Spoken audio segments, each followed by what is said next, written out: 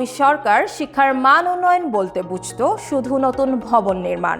এটা শুধুমাত্র দৃশ্যমান উন্নয়ন হলেও শিক্ষার কোনো উন্নয়ন হতো না, বরং তৈরি হতো আত্মবিশ্বাসহীন গ্রাজুয়েট। দেশে বিজ্ঞান ও প্রযুক্তি বিশ্ববিদ্যালয় 13টি এবং প্রকৌশল বিশ্ববিদ্যালয় রয়েছে 5টি। এরপরও শুধুমাত্র আওয়ামী লীগের রাজনৈতিক স্লোগান ডিজিটাল বাংলাদেশের প্রতি আনুগত্য দেখিয়ে অনুমোদন দেওয়া হয় বঙ্গবন্ধু শেখ মুজিবুর রহমান ডিজিটাল বিশ্ববিদ্যালয়ের। শুধু অনুমোদনই নয়, বরাদ্দের জন্য প্রস্তাব করা হয় 10,000 কোটি টাকা।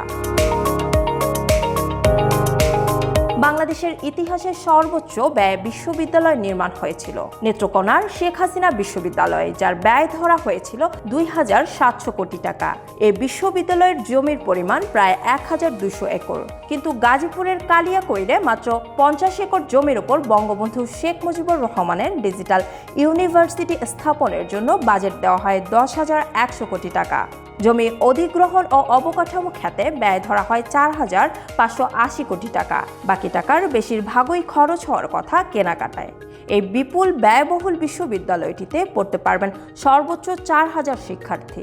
ইডেন বে কক্সবাজার সমুদ্র সৈকতের উপর নিজেদের একটি ঠিকানা। মাত্র 5 লাখ টাকায় আপনিও হয়ে যেতে পারেন এই হোটেলের মালিক। ইডেন বে, আ কনসার্ন অফ ভাইয়া হোটেলস। বাংলাদেশ বিশ্ববিদ্যালয়ের মঞ্জুরি কমিশনের একটি সূত্রে জানা যায়, তৎকালীন শিক্ষামন্ত্রী ডক্টর দীপু মনির সুপারিশে বিশ্ববিদ্যালয়টির প্রস্তাব মন্ত্রিপরিষদে আসে। নাম প্রস্তাব করা হয় শেখ মুজিবুর রহমানের নামে। নির্মাণের সময় ছিল না কোনো দীর্ঘমেয়াদী পরিকল্পনা এবং মাস্টার প্ল্যানও। এমনকি কোনো ধরনের কাঠামো ও প্রযুক্তিগত প্রস্তুতি ছাড়াই ভাইস চ্যান্সেলরের দায়িত্ব পান বাংলাদেশ প্রকৌশল বিশ্ববিদ্যালয়ের সিভিল ইঞ্জিনিয়ারিং বিভাগের অধ্যাপক ডক্টর মোনাজ আহমেদ নূর। তার সময়ে বিশ্ববিদ্যালয়টির জন্য বিলাসী বাজেট প্রণয়ন করা হয়। বিশ্ববিদ্যালয়টির নাম ডিজিটাল হলেও সাধারণ কোনো সুযোগ সুবিধা নেই। বিশেষায়িত এই বিশ্ববিদ্যালয়ের বর্তমানে মোট শিক্ষার্থী 459 জন। দীর্ঘদিন পেরিয়ে গেলেও পায়নি নিজস্ব ভবন ও ক্যাম্পাস। এখনও কার্যক্রম চলছে 2টি ভাড়া করা ভবনে। শিক্ষার্থীদের আবাসনের ব্যবস্থাও করা হয়েছে ভাড়া বাসায়। রয়েছে শ্রেণীকক্ষের সংকটও। ছোট ছোট কক্ষে গাদাগাদি করে নেওয়া হয় ব্যবহারিক ক্লাস। এ নিয়ে শিক্ষার্থীদের মধ্যে রয়েছে ক্ষোভ।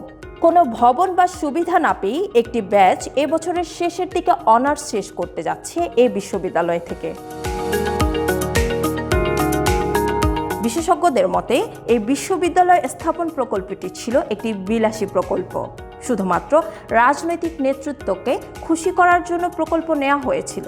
দেশে এত বিশ্ববিদ্যালয় থাকার পরও এমন একটি বিশ্ববিদ্যালয়ের প্রয়োজন নেই। এছাড়া ডিজিটাল নাম দিয়ে বিশ্ববিদ্যালয়ের প্রকল্প থেকে 1,000 কোটি টাকা লোপাটের চেষ্টায় ছিল একটি পক্ষ। তাহলে প্রশ্ন আসে, 10,000 কোটির এই বিলাসী বিশ্ববিদ্যালয়ের কি হবে? ভবিষ্যতে শিক্ষার্থীরা কি তাদের ন্যায্য অধিকার ফিরে পাবে?